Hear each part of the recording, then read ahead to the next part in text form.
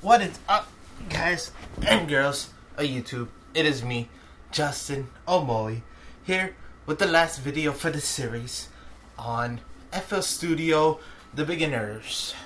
Well, basically everything you need to know. If you didn't see any of the other ones, don't worry, there's the letter I there, as well as a playlist. Well, it's the letter I. Just click it and you'll go back to the first one and watch everything out. If you just want to learn about the mixer, then go ahead and watch this video, whatever and such. Make sure you subscribe, of course, because I make videos like these every single week. This is just a weekly thing because we are in Thanksgiving break, but I mainly make videos on Saturday, and I do sneak another video sometime during the week. So yeah, a little surprise here and there. And yeah, without further ado, let's actually get into the mixer and, you know, do the stuff. Do. Alright, guys and girls, we are in the last of the windows for FL Studio, and this is pretty, you know, one that a lot of people want to know about. Well, we had to save the best for last. And let's start by talking about here. This is disc recording. This is if you want to record something straight off of here, without having to render out with Control-Shift-R or Control-R to make it a waveform, then drag it back in. We'll talk about that later because that's more advanced. It's not something you guys would have to know for now. Anyways, views, these are good. Like colorful mixers, you know, the intensity of the color. You know, look how harsh it is now. It'll be better if I show you colors, you know. This one. See how intense it is? See how it's like low down, dimmed? So yes. Depends on your preference, how you want it to look. But the main views from the 6 now is right here. They have different views for different feels. Compact, very small. Compact to a little bit bigger. All of them really have good, you know, tweaks here. If you don't have them, you'll have to press this. But my favorite is wide. Of course, there's extra large, which shows you the effects. So, you know, right here.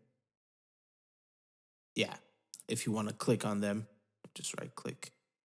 One more time. Bam, there you go. All right, but yeah, for me, I like wide, even though wide 2 actually shows, you see the little number there? Yeah, but yeah, anyways, my preference, wide.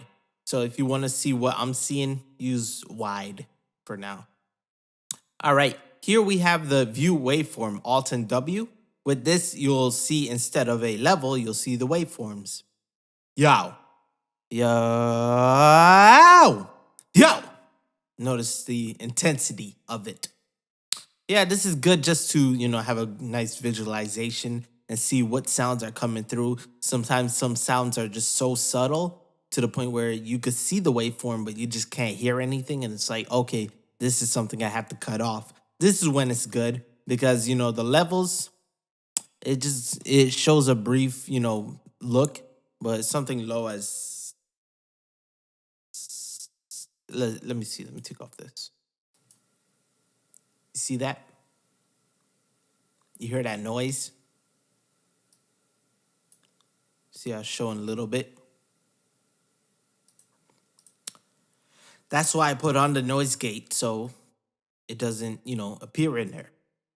That's why my voice kind of sounds a little choppy a little bit. But yes, that's what good Alt W does. It gives you more of a visualization if you are into this kind of feel. All right. And yeah, that's basically there. Multi-touch control. That's if you use a touch screen where you could touch more than one fader. I don't have a touch screen, so I'm not using it. But if you do, you could literally touch the faders. These are faders, volume faders. You could touch multiple ones of them and drag them down. And yeah. Okay, now you might be wondering, you know, what's the full use of putting things in here? And, well, there's a lot of good things about it. We could operate a whole bunch of different utilities with this, with these track slots, inserts, yeah, and such. Okay, so starting from the top, we have, of course, the mute solo. With the mute on, so I just said you can't even hear me, but you couldn't even hear me. So yeah, solo, of course, right click, the same old, just like these and the playlist. We have the panning, so you can hear me at the left side, you can hear me at the right side. We also have stereo swapping. So let's say I'm more of the left side. If I press this, you'll hear me more on the right side. See, it just swaps. It's basically an inverter. And with this one, reverse polarity, it basically flips the vocals upside down. Maybe I could give you a better representation. Extra large. No, that doesn't. Okay, I'll just stick with that. Let's see. Boom, boom, boom, boom, boom, boom, boom, boom. Yeah, you can see a little bit of the, or you can hear a little bit of the difference inside of it. It's more of basically taking the waveform and flipping it upside down. This is good to, cancel out some sounds and make them stick in the song. Because some sounds, when they're overlapping, when sine waves, up and down, and the other one goes down and up, it will, kind of mess around with it. So you got to flip it, make it feel good, and such. Wave off. Okay. Next up, we have stereo separation. Being that I have reverb in here, you can hear it. Listen. Yeah. So if I put this up, you'll hear me more stereo. Matter of fact, I'm gonna put it in a wave candy. Yeah, yo. See how my voice is up and down? Oh wait, you can't see the wave candy. Maybe you'll see it. If you see it, yes. If not, then dang. But anyways, the stereo separation will make it more left and right pan. It'll go more left and right. So if you see here, see it waves up, it bounces more. If I put on like stereo, where is the stereo enhancer? Bam, you'll see when I move it. There you go. See how it goes in a circle now? If you don't see it, I'm sorry. I just can't really, get it to you. I don't know why the recording program doesn't let it happen. Let's see. Yeah, it's in there, so it should be happening. Oh, that's interesting. Anyways, all right, you see how it's more circular now? That way you have more stereo. That's what stereo enhancers do. See, if I put this here, it puts it more inside. So it sounds like I'm not, moving. It sound like a mono. And you can see that by the waveform here. See how it lines up? So yes, if I open this, now you see it goes left and right. All right. Next up, we have the effects knob. This basically toggles the effects, aka these things over here, on and off. Notice how my voice sounds so nice here, but when I turn it off, it sounds so low and so bad, and I have to go all the way up to the microphone just to, gain that loudness back, and it doesn't even sound great. So I have to move back and get this on, so now you guys can hear me. It's not just for hearing, but it's more like, if I put on delay, EQ, anything, it'll turn it off. This is good, of course, to compare tracks as well, to turn off some in case you don't have enough CPU usage. I'm good for the go. But yes, it's, just to turn it off, check differences, and so on. You might notice this little clock right here, and you're like, oh, what the heck is that? I don't understand. Because you can't click it, you can't do anything with it. Well, the thing is, when this is yellow, that means there's actually a time latency, meaning, it takes this amount of time for it to do this.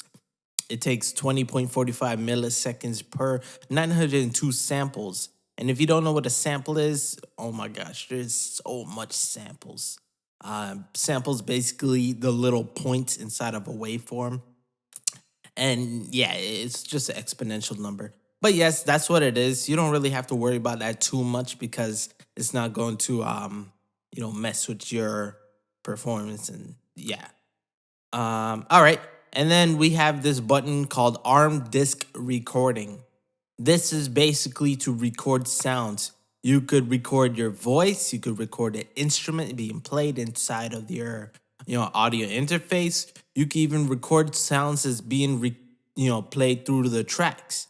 Say if we want, here. Notice how all these have sounds we could record. I'm gonna take this one right here, the rattle hit. Just solo this by itself. Record. Look at arm 2 record.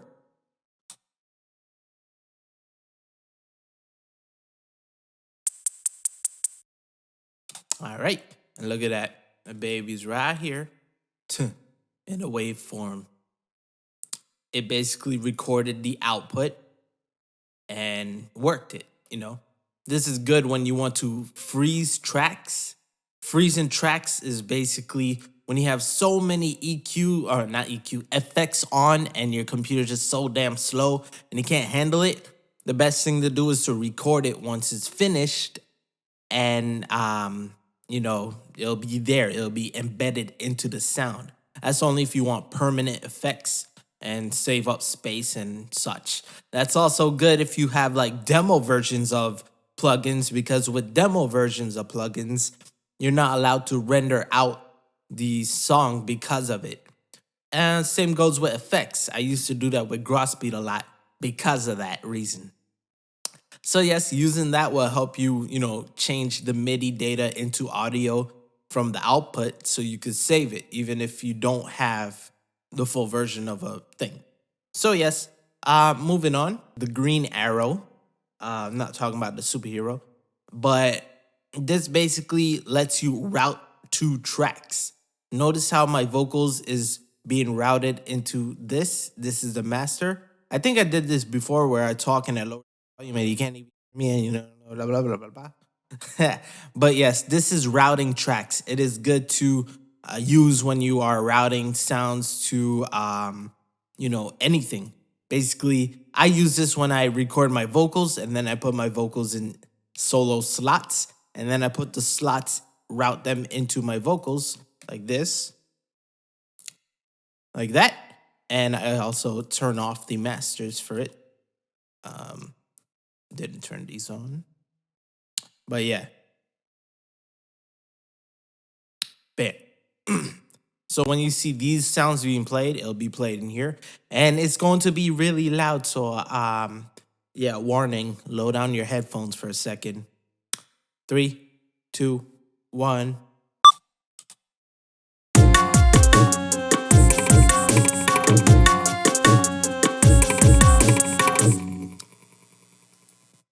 Yes.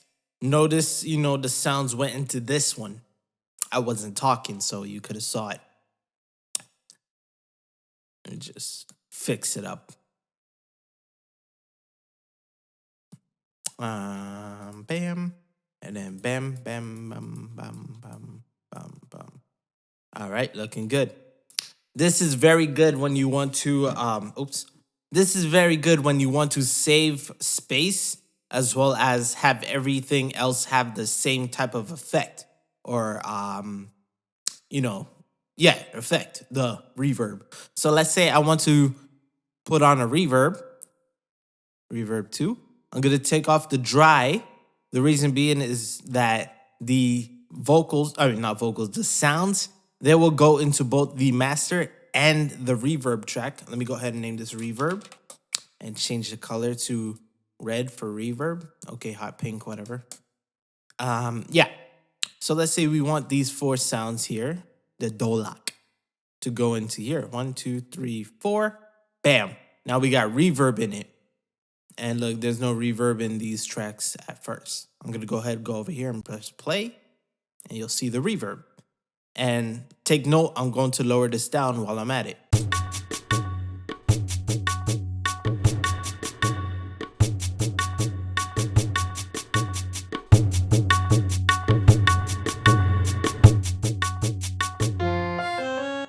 Anything could go in this as long as you route it. So I can even route my voice. Bam. Whoop. Damn, girl. You spread your legs that often?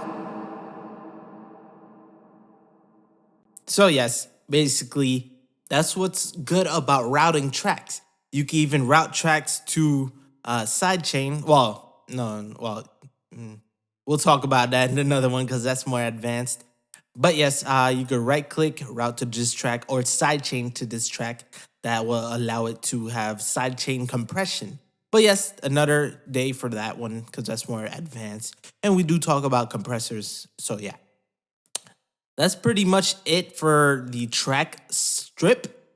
Now we're going to go ahead and talk about the effect strip, which I'm sure by this point you already know what everything is. So just in case, I'm going to let you know. Right here is the input. Notice it says none for all of these because I only need it in one input here. I'm choosing mono because I do not use two microphones when I'm recording. I'm using one microphone, so it's mono. It's recording one, single thing. If I put on stereo, it's gonna act like the input one, which is the one I'm using right now, is left, and it's gonna say input two is right. If I select this right now, it would probably, channel both of them into one. But if I had two individual microphones, it would put them separately. So yes, I'm gonna leave it for input one. You might have the same thing. Select mono all the time, most of the time, when you're recording with one mic. All right, next up we have the effect strips. Let me go to an insert that's empty. Notice slot 1 through 10, we have 10 slots. We could choose any of these. We could choose any of those effects there. So just like you saw I did here with the reverb, I chose the reverb and the reverb's in there. Be wary that what you choose will affect the order. What I mean by that is like if I take the reverb 2 and put it before the limiter, it'll sound different. Notice how my voice sounds different from here because what's happening is it's doing the limiter, which is compressing. It's compressing, then reverb, then EQ, then the exciters and such. That's why I put this around here. Where I had it? I had it here? Yeah. That way we get some more out of the way. So yes. So be mindful of where you put your slot effects. Say you want a reverb with delay. So you put the reverb first and then the delay. Or you want the delay first and then the reverb. It matters, trust me. So yes, we have 10 slots. We also have the mix level, which is the intensity, just like how I have the reverb here. If I put it up, it'll sound too much, but if I lower it down, it'll sound good. Remember, you could create automation clips with this as well and insert them and edit events, but we're not gonna do with that because we already did that in the last video. Of course, we got the same old solo, mute, mute, mute, and then solo, solo, solo. You see? Solo. All right. That's basically it. You put in your effects, you balance them up and such. This right here is an onboard, quick tweaking equalizer. This way, what if I want to sound a little bit more crispy right now? So yeah, I could click that. I could change the frequency of the band. So I sound pretty good right on the get-go. So we don't have to actually use a equalizer. It probably sounds real nice, but yeah, it's not. All right, I'll give you a little bit just for that. Pause. So yes, we have the little shelf, the peak, the high shelf, or it's just the a high shelf. We have the tension, the the strength of the shelf.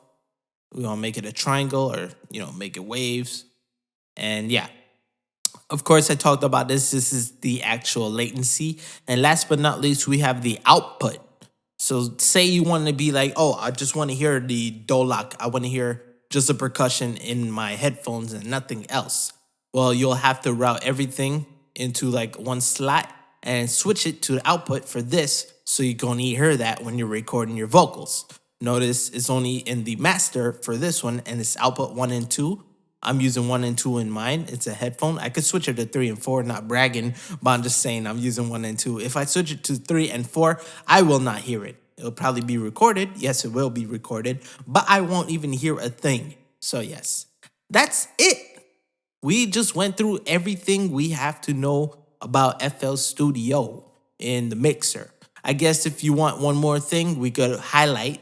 We could highlight like this, double click and drag. We could move same way we did in the channel rack. Alt, left, right. We could highlight, bam, and then we could go ahead and group them, create group. Let's name this Doctor. Now we have a group. Notice the little thin lines in between. It's kind of hard to see, but we have it, and it's called Doctor. Yep. Why is this out there? Okay. Yeah, anyways, it's right here. We could, do a whole bunch of things with these groups. You just move that out. Yeah. You could move them, dock them to the right or left. Say I want this to be on the left side right here with my master. So when I move this over, you won't see it. Now, this is kind of getting annoying. I wish I could ungroup this. There's a way to get rid of that. The separator. Yeah, the separator is a little tick that allows you to do that. Same here. Right click, separator. That's basically the line in between. Bam. Right click, auto color group. So let's say we have one that is, that pretty little blue color, teal, turquoise. Right click, auto color the group. And nope, I did it the wrong way. Let's do it again. Right click or middle click, there, color, good. Right click, auto color group. Now every one of them are that color. So be sure, when you want that color, you right click the right one. So yes, we can move them into the group. Let's see, no, not middle. We could just alt right. Yep. And now it's in between the separator. Now this is part of the group. Good thing with groups is that, you make everything selected separately and you can even route them into the right spots. So bam, bam, bam. Let me just click this. And yep, there we go. Now we got all three of these in there. We could turn this one off. Bam, bam, bam. Just like that. Of course, they're in here, so. Yeah. That's because of shaker. But yeah, you see how it's...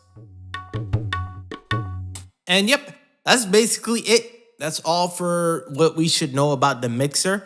Yeah, there's just this, the selected here. When you hit the current, this will show you the big meter. I'm sure you've seen that by now. And yep, that's like the third time I'm saying this, but that's it. The master track is the same thing, except this is all the final. This is where you'll do the mastering, is, effects in the master track and such. So yes, last time I'm gonna say this. This is it. We just learned everything about FL Studio and, of course, the mixer in general in this video. So, yep. That's it. Done. We're out of here. Bam. Skadoosh.